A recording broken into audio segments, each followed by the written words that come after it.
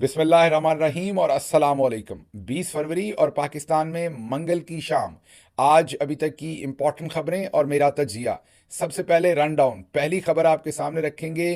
कौम की एक और बेटी आयशा भुट्टा को जमानत मिली, रिहाई होने जा रही है 200 दिन के बाद। जुल्म की क्या दास्तान रचाई गई, आपके सामने पूरी तफसील रखते हैं। दूसरी खबर, पूरी कौम नशई करार। जी हां, चौधरी निजामुद्दीन ने पूरी कौम नशई करार दे दी है। पैगाम भेजा है मुन्ने के हाथ, लेकिन अगर मसला मुन्ने तक हो तो चले, उनको तो बड़ा कर लें, परवरिश कर लें, बेहतर कर लें। मसला ये है, जो अगली खबर आपके सामने देने जा रहे हैं, कि कौम के बाबे भी करप्ट हैं बहुत सारे, और कंसल्टेंट नालायक हैं, दानश्वर नालायक हैं। करें तो करें क्या। और इसके बाद अगली खबर आपके सामने रखेंगे कि सेनेट के अंदर गर्मा गर्म तकारीर हुई हैं। आर्टिकल 6 की बाजगश्त, चीफ इलेक्शन कमिश्नर को जेल में डालने की बातें, और फिर ऑन अब्बास बप्पी ने एक बहुत ही जज्बाती तकरीर कर डाली है सेनेट के अंदर। और इसके साथ साथ आपके सामने इमरान खान साहब के जो पैगामात हैं जेल से, वो भी रखेंगे। आज सख्त पैगामात उन्होंने दिए हैं जेल से। जो बहुत सारे लोग डीलों और ढील की बातें कर रहे थे, उनके लिए बहुत ही अच्छे पैगामात है। आप सुनेंगे तो आपको नजर आएगा कि यही वो हल है जिससे पाकिस्तान आगे बढ़ सकता है, ना कि वो जो पैगाम चौधरी निजामुद्दीन ने भेजा है। दोनों पैगाम आपके सामने रखेंगे, फैसला आपको करने देंगे। अब आते हैं इन खबरों की तफसील की तरफ। पहली खबर, जैसा कि मैंने आपको बताया कि कौम की एक और बेटी आयशा अली भुट्टा को आखिरकार आज जमानत मिली है। पूरे 200 दिन के करीब उन्हें जेल में रखा गया है। प्रिसाइजली शायद 196 दिन वो जेल में रही हैं। आयशा अली भुट्टा हों, रबीना जमील हों, या रोहाना साहबा हों, और बहुत सारी खवातीन जिनके आपको नाम नहीं पता। चंद खवातीन के तो पता है, बहुत सारी खवातीन के आपको नाम नहीं पता, जो अनसंग हीरो है, जिन्होंने बहुत ही जुर्रत के साथ ये जेलें काटी हैं, जिनको ना करदा गुनाहों की 200 दिन सजा मिली है आयशा अली भुट्टा को। और अभी और कुछ खवातीन जेल के अंदर, उनकी जमानतें नहीं हुई, पता नहीं उनको कितनी लंबी जेल काटनी पड़नी है। आयशा अली भुट्टा हमारी बहन जो है, ये अनमैरिड है। आपको सिर्फ ये बताने के लिए कि उनकी फैमिली या समाजी सिचुएशन क्या होगी, उनकी ज़िंदगी पर इसके आने वाले दिनों में असरात क्या होंगे, अभी क्या असरात होंगे। जो बेटियों वाले हैं, बहनों वाले हैं, वो मेरी इस बात को समझ पाएंगे जो मैं कह रहा हूँ। आयशा अली भुट्टा की वालिदा का पिछले साल में ही इंतकाल हुआ। वालिद जो है शदीद अलील है, अल्लाह उनको ज़िंदगी दे, पता नहीं वो कितनी देर जिंदा रहते हैं। आयशा अली भुट्टा 200 दिन जो अपने वालिद का, जिन्होंने ख्याल रखना था, उनकी तीमारदारी करनी थी, या उनकी जो बीमारी थी उसमें वही उनका हेल्पिंग हैंड थी, उन्हें जेल में डाल दिया गया। सोचे उस वालिद की हालत क्या होगी। आयशा अली भुट्टा 200 दिन की नाकर्दा गुनाहों की सज़ा भुगत के अब जेल से रहा हो रही हैं। वाज़े तौर पर नज़र आ रहा था कि आयशा अली भुट्टा किसी ऐसी चीज़ में इन्वॉल्व नहीं थी, ना किसी तोड़ फोड़ में। और जो आयशा अली भुट्टा को जानते हैं, उनको पता है कि वो किसी सूरत ऐसे किसी काम में इन्वॉल्व नहीं हो सकती। बहुत ही बड़े जुल्म की ये दास्तान है, क्योंकि मैं ज़ाती तौर पर उनको जानता हूँ। मुझे पता है उन पर, उनकी फैमिली के ऊपर किस तरीके से जुल्म के ये पहाड़ टूटे हैं। एक middle class, upper middle class की फैमिली, जिनका कभी किसी पुलिस थाने के साथ कोई लेना देना नहीं। किस तरीके से आयशा अली भुट्टा को घर में 2 दफ़ा इनको गिरफ्तार किया गया। पहले किया गया, जमानत मिली, चंद दिन घर पे रहीं, फिर दोबारा सुबह के 4 बजे घर के दरवाजे तोड़कर, छापे मारकर, घसीटते हुए इन्हें गिरफ्तार करके जेल में फेंका गया। और अब 200 दिन होने के बावजूद एक सबूत इनके इनके खिलाफ जो है वो अदालत में नहीं लाया जा सका, क्योंकि कोई सबूत था नहीं। आयशा अली भुट्टा को अब पूरी कौम का सलाम, जिस तरीके से उन्होंने एक एक अपने जमहूरी हक के लिए ये जेल काटी है। अच्छा जी, अगली खबर आपके सामने रखनी है कि इमरान खान साहब ने आज जेल से पैगाम भेजा है।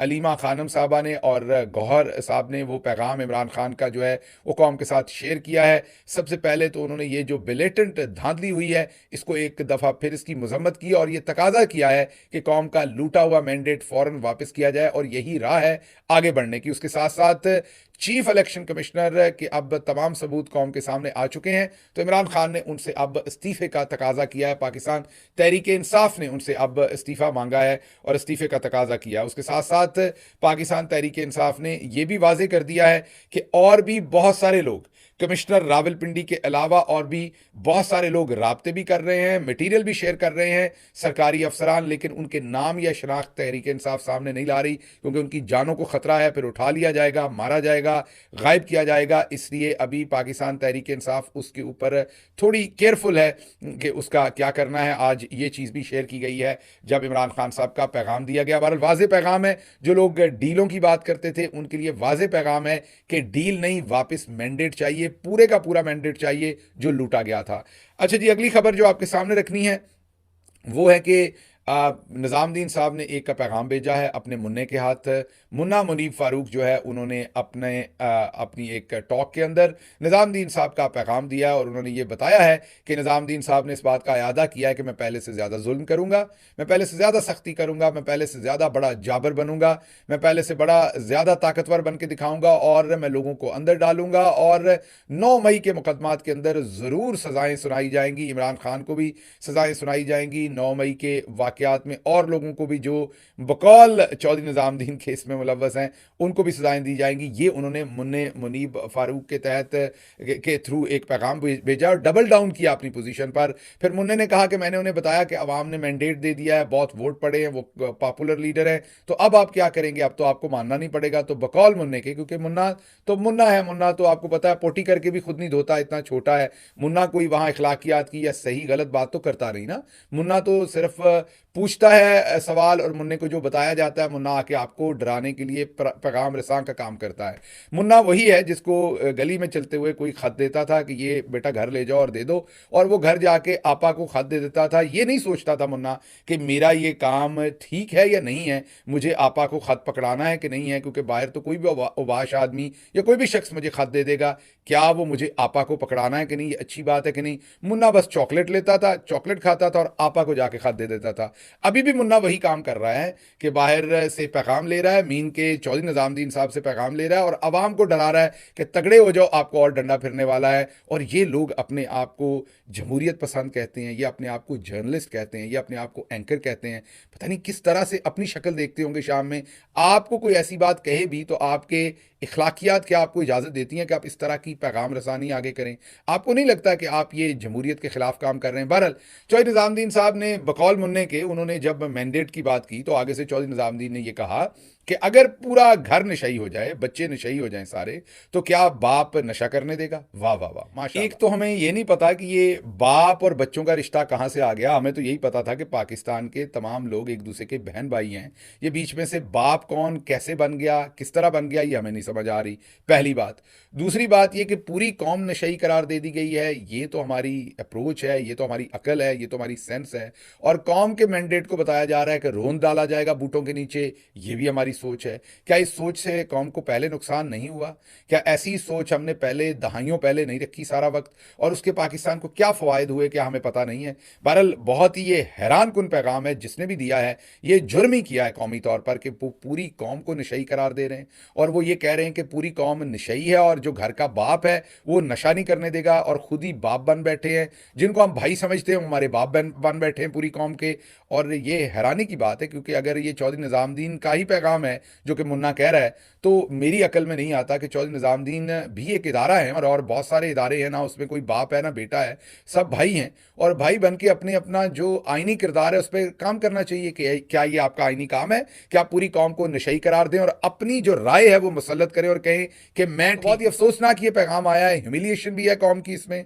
सारी कौम को नशई करार दे देना, बेवकूफ़ करार दे देना, सिर्फ और सिर्फ अपने आप को अक्लमंद करार देना, ये समझ नहीं आई कि ये कहाँ की अकल है। बहरहाल ये पैगाम आया है जी, तो क्या कहा जाए।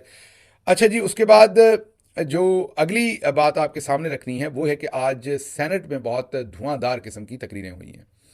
एक तो सेनेट में ताहिर बजिंजो साहब ने तकरीर किया और उन्होंने कहा है कि इलेक्शन लूटा गया है। उन्होंने बताया कि किस तरीके से बलूचिस्तान के अंदर इलेक्शन लूटा गया और किसको जताया गया। बहुत ही ज़बरदस्त तकरीर थी और उन्होंने कहा कि जो चीफ इलेक्शन कमिश्नर है उसको अब अंजाम होना चाहिए, उसको जेल में डालना चाहिए और लोगों को इंसाफ मिलना चाहिए। उसके पीछे जमात इस्लामी के सेनेटर हैं, उन्होंने मुश्ताक साहब, उन्होंने बड़ी तगड़ी तकरीर की। उन्होंने कहा कि आर्टिकल 6 लगना चाहिए क्योंकि आइन से गद्दारी की है, रूगर्दानी की है चीफ इलेक्शन कमिश्नर ने, उन पर आर्टिकल 6 लगना चाहिए और ये जो चोरी की है ये वापस होनी चाहिए। और उसके साथ साथ उन्होंने कहा कि पाकिस्तान के अंदर ट्विटर बंद कर दिया गया है, सोशल मीडिया पर पाबंदी है, लूटमार की गई है मैंडेट में और अब उसको छुपाने के लिए सारी करतूतें की जा रही हैं। ये जमहूरियत के लिए किसी सूरत भी फायदेमंद नहीं है। उनकी तकरीर अभी हम डिस्कस कर ही रहे हैं, लेकिन उसके बाद जो अगली तकरीर आपसे हम डिस्कस करने जा रहे हैं वो है ऑन अब्बास भप्पी साहब की। बहुत ही जज्बाती तकरीर की है उन्होंने आज सेनेट ऑफ पाकिस्तान के अंदर और कौम को ये बताया है कि किस तरीके से उनको लाहौर डिफेंस से उठाया गया, फिर उनसे ज़बरदस्ती पार्टी छुड़वाई गई। जाहिर है प्रेशर डाला होगा उनके ऊपर, डराया धमकाया होगा और उनसे छुड़वाई गई पाकिस्तान तहरीक इंसाफ। और वो कहते हैं कि आज वो एक जिंदा लाश हैं। उन्होंने ये स्टेटमेंट तो दे दी लेकिन उसके बाद ना वो सोच सकते हैं ना समझ सकते हैं और रियासत ने उनसे सोचने और समझने का हक छीन लिया है। वो एक जिंदा लाश हैं, समझ नहीं कि उनको जीने का हक भी क्यों दिया गया है।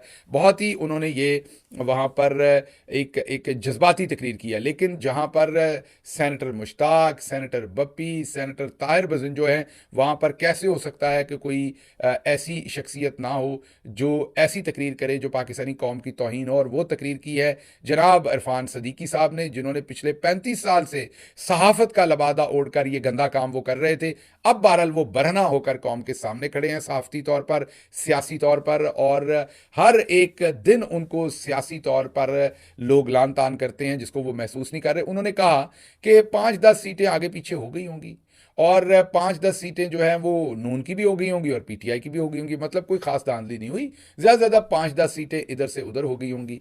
जी हाँ, आप बिल्कुल यही कह रहे हैं, आप दुरुस्त कह रहे हैं कि जिनकी 5 या 10 सीटें थी उनको उठा के पता नहीं कितनी सीटें दे दी गई हैं, तो उनको 5 सीटें लौटा दी जाएं तो बेहतर होगा। तो आप ये सही दुरुस्त कह रहे हैं कि नून की 5 सीटें ही थी, लेकिन क्या आप ऐसे रहे हैं कि जैसे 5 और 10 सीटों की धांधली हुई है।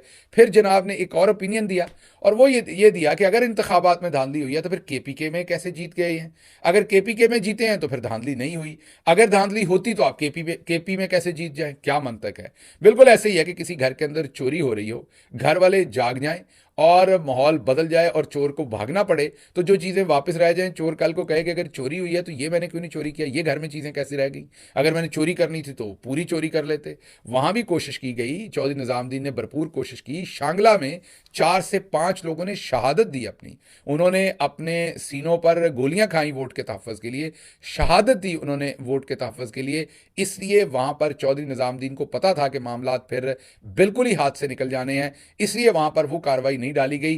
पंजाब में लोगों ने भरपूर वोट डाला, वोट का तहफ़्फ़ुज़ भी किया, लेकिन जाहिर है मामलात उस लेवल पर नहीं गए थे जिस लेवल पर केपी में थे। वरना इरफान सदीकी साहब, आपको पंजाब में भी ये कहने की तौफीक ना होती जो आप आज कह रहे हैं। बहुत ही, मैं यही कहूँगा, कुंद जहन किस्म की तकरीर थी। और ये हैं वो बाबे जिनकी करप्शन की वजह से आज की नस्ल ये सब कुछ भुगत रही है। जाहिर है तमाम बाबे जो हैं वो करप्ट नहीं है, लेकिन इस तरह के बहुत सारे बाबे जो इस उम्र में ये नहीं सोचते कि उन्होंने अब अल्लाह इनको ज़िंदगी दे लेकिन अपने खुदा के पास जाना है, जवाब देना है, लेकिन अपने खाने पीने के लिए कि हमारी प्लेट में बोटियां पूरी हों, उस वजह से ऐसे ऐसे घटिया बयान देते हैं कि बंदे को समझ नहीं आती कि इनके पास मंतक है, समझ है। मतलब अगर करप्शन हुई थी, अगर धांधली हुई थी तो केपी में आप कैसे जीत गए हैं? क्या मंतक है, क्या बेहूदगी है इस बात की? आप जवाब दें फॉर्म 45 का जो आपके पास मौजूद नहीं है, जवाब दें कि आप धांधली के साथ हुकूमत कैसे बनाएंगे, कैसे चलाएंगे। आप उन चीज़ों का जवाब दें बजाय इसके कि आप लेम एक्सक्यूजेस दें। अच्छा जी, सुहेल वड़ाइच साहब, हमारे भाई नालायक कंसल्टेंट नून लीग के, उन्होंने एक और मशवरा दे डाला है नून लीग को, और वो ये डाला है कि आपने यूथ को, नई वही यूथ जिसको ये गाली देते थे उसी यूथ की बात हो रही है जी, जिनको यूथिया कहते थे, जिनको कहते थे इनको क्या अकल है, इनका इलेक्शन में क्या लेना देना, ये तो सोशल मीडिया की पार्टी है, सोशल मीडिया पे बातें करते हैं, इन्होंने कौन सा वोट देना है। उसी नौजवान नस्ल जिसको गाली देते थे आप उसके बारे में मशवरे दे रहे हैं। मैं ये नहीं कह रहा कि अकेले सुहेल वड़ाइच साहब ये बातें करते थे या कर रहे हैं, ये सारे ही कर रहे होते थे। बहरहाल सुहेल वड़ाइच साहब ने अब मशवरा ये दिया है कि जनाबे वाला, आप हारे इसलिए हैं कि आपने सोशल मीडिया को अडॉप्ट नहीं किया, यूथ को शामिल नहीं किया अपनी पार्टी में, उनको पोजीशंस नहीं दी, उनकी राय का एहतराम नहीं किया। आप यूथ को शामिल करें, सोशल मीडिया पे मेहनत करें, तो फिर आप वापस आ जाएंगे सियासत में। नवाज शरीफ साहब, मैंने आपको बताना है कि इन्हीं डॉक्टरों की दी हुई दवाई से आपका पहले ये हाल है, इसी अवतार के लौंडे से आपने दवाई ली थी तो आप अब यहाँ तक पहुँचे हैं। ये नालायक कंसल्टेंट है, इनकी बातें ना सुने, क्योंकि अगर इनको खुद पता हो अगर इनको खुद पता हो कि ज़माने के अंदाज बदले गए तो ये अपना तज्जिए का रुख दुरुस्त ना कर लें। अगर इन्हें खुद पता हो तो सारा दिन सोशल मीडिया पे और यूथ से ये अपनी ठुकाई करवाएं। इनको तो खुद नहीं पता कि इन्होंने अपने शोबे में क्या करना है। इन्हें सियासत में मशवरा तो बाद में देना चाहिए कि नून लीग को क्या करना चाहिए किसी को। सबसे पहले तो अपने ऊपर वो अमल करना चाहिए ना कि अपना तज्जिया इस डायरेक्शन पे करना चाहिए कि जो पाकिस्तान की लार्जर पब्लिक की विल है, मतलब कि जो सच है, जो इंसाफ की बात है वो करेंगे तो यूथ इनके साथ कनेक्ट होगी, क्योंकि अब ट्रांसपेरेंसी बहुत है। यूथ को बहुत ज्यादा एक्सेस है। आप ट्विटर बंद करते हैं तो वो वीपीएन से चला लेते हैं। तो इसलिए कहने की बात मेरी ये है कि सुहेल वड़ाइच साहब जो है उनको ये नहीं पता चल रहा कि उन्होंने खुद अपनी जिंदगी कैसे बेहतर करनी है, तो वो मशवरे दे रहे हैं कि नवाज शरीफ साहब अपनी बेहतर कैसे जिंदगी कर सकते हैं। सुहेल वड़ाइच साहब, मेरा आपको मशवरा होगा कि आप सबसे पहले ये अपने ऊपर लागू करें, वो बातें करें जो ये कौम सुनना चाहती है। भारत, अगली बात आपके सामने जो हमने रखनी है वो ये है कि आईएमएफ के मुआहदे के बारे में भी आज गौहर साहब ने एक बड़ी इंपॉर्टेंट बात की है और उन्होंने कहा है कि अगर फ्री एंड फेयर इलेक्शन का वादा पूरा ना किया गया तो आईएमएफ से ये वादा किया गया था कि फ्री एंड फेयर इलेक्शन होंगे और मैंडेट का एहतराम किया जाएगा। मैंडेट का एहतराम ना हुआ तो आईएमएफ का मुआहदा भी खटाई में पड़ेगा या उसको नुकसान पहुंचेगा। बिल्कुल ही उनकी दुरुस्त बात है, इसमें कोई गलत बात नहीं है। इसके साथ ही मुझे इजाज़त दीजिए और उससे पहले आपको हम दिखा रहे हैं लिंक हमारे आज के पंजाबी चैनल का। स्क्रीन के ऊपर आपको लिंक आ रहा है, उस पर क्लिक कीजिए तो आप वो वीलॉग देख सकते हैं। मुझे इजाज़त दीजिए। अल्लाह आपका हामी नासिर हो। पाकिस्तान जिंदाबाद।